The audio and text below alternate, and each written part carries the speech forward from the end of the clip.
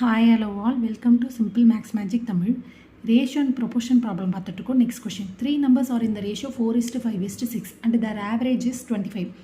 Then the largest number is. Largest numberனா அவங்க 6ஓட ratio உள்ள number தான் கேட்குறாங்க.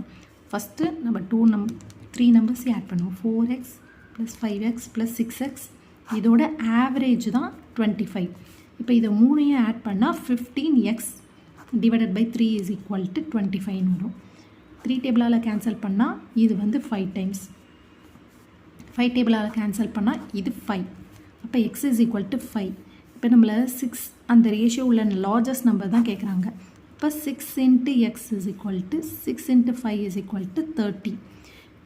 மற்ற ரெண்டு ரேஷியோவும் கேட்டாங்கன்னா 4 × 5 is equal to 20, 5 × 5 is equal to 25.